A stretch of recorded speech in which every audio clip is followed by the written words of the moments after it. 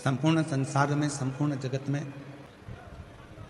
लंबे लंबे बाल बढ़ा लो, बहुत सारा त्रिपुंड लगा लो, बहुत सारी माला पहन लो।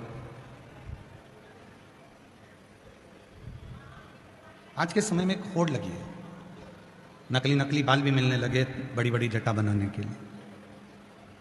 पर यदि भगवान शंकर की पवित्र कथा का स्मरण आप करेंगे और पूरी शिव पुराण को उठाकर आप देखेंगे, पूरी स्कंद पुराण को आप उठाकर देखेंगे, लिंग पुराण को, नर्मदा पुराण को, शिव पुराण को, इनको उठाकर यदि आप देखेंगे तो आपको मिलेगा कि बाहर का जो स्वरूप है, हमारे बाहर का जो स्वरूप है वो भले बदले ना बदले, पर शिव पुराण में लिखा है कि अपने भीतर को बदलने का प्रयास करो। तुम्हारे बाहर के स्वरूप से बाहर की आवाज़ अंदर आ रही है, पर अंदर की आवाज़ अंदर नहीं आ रही है। और आवाज़ क्लियर करो, डीले कम खोल के। तुम्हारे बाहर के स्वरूप से हो सकता है कि दुनिया रीझ जाए, पर परमात्मा को रिझाने के लिए बाहर का स्वरूप काम नहीं आता। भगवान को रिझाने के लिए बाहर के स्वरूप की जरूरत नहीं पड़ती। भगवान को रिझाने के लिए केवल भीतर का कोई स्वरूप, जिसमें केवल एक परमात्मा से लगाव हो, विश्वास हो, श्रद्धा हो, भक्ति हो और दृढ़ता हो।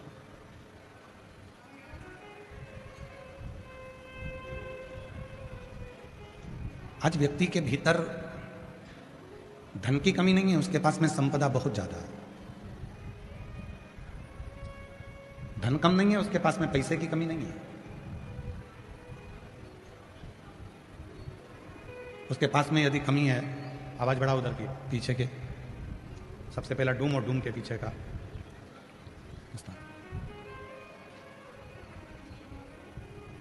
आज के व्यक्ति के पास में धन की कोई कमी नहीं है, संपदा की कोई कमी नहीं है, पर उसके पास यदि कमी है तो मन की शांति की कमी, हृदय की शांति की कमी।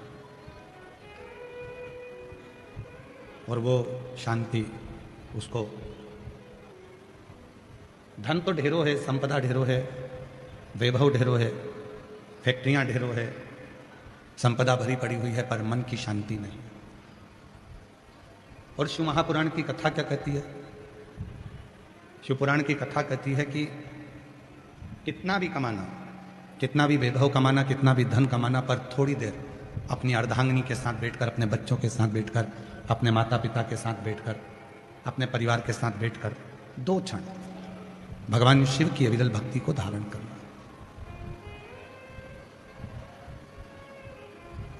क्यों? भगवान शंकर पार्वती जी से कहते हैं, पार्वती मैंने दुनिया के लोगों को बहुत वैभव दिया, मैंने दुनिया के लोगों को धन भी दिया, वैभव भी दिया, सत्ता भी दी, प्रतिष्ठा भी दी, सब कुछ दिया, पर एक है मन की शांति।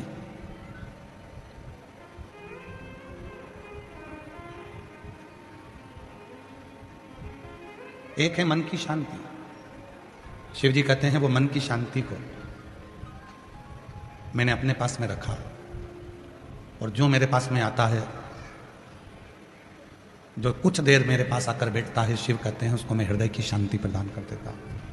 हृदय की शांति, आत्म शांति उसको देता। और मिलता है सच्चा सुख केवल भगवान तुम्हारे चरणों में, भगवान तुम्हारे चरणों में मिलता है सच्चा सुख केवल भगवान तुम्हारे चरणों में, भोलेनाथ तुम्हारे चरणों में। ये जो मन की शांति है, जो हृदय की शांति है, जो चित्त की शांति है, शिव के चरणों में प्राप्त होती है, राम के चरणों में प्राप्त होती है, कृष्ण के चरणों में प्राप्त होती है, भगवान के चरणों में प्राप्त होती है।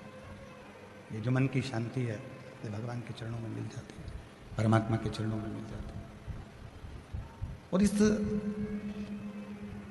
शांति को पाने के लिए आपको बहुत दूर जाना नहीं है।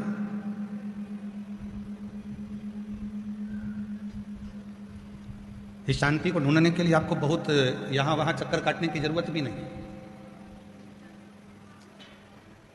कहाँ जा रहे हैं? तो कहा कि हम अमरनाथ जा रहे हैं, हम केदारनाथ जा रहे हैं, हम वृंदावन जा रहे हैं, हम अयोध्या जा रहे हैं, हम काशी जा रहे हैं, हम मायापुरी, हम जगन्नाथपुरी, हम रामेश्वरम, हम द्वारका जा रहे हैं। चले जाओ, मना नहीं है। पर कभी तुम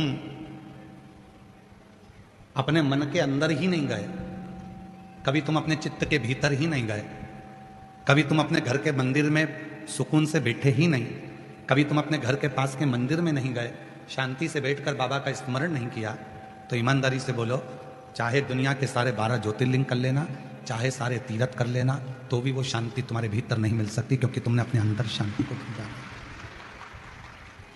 तुमने अपने भीतर शांति को ढूंढा नहीं है, तुम अपने अंदर शांति को ढूंढ नहीं पाए। जिस दिन तुमने अपने भीतर उस शांति को ढूंढने का प्रयास किया, अपने भीतर उस परमात्मा को ढूंढने का प्रयास किया, फिर तुम्हें कहीं जाने की जरूरत नहीं पड़ेगी।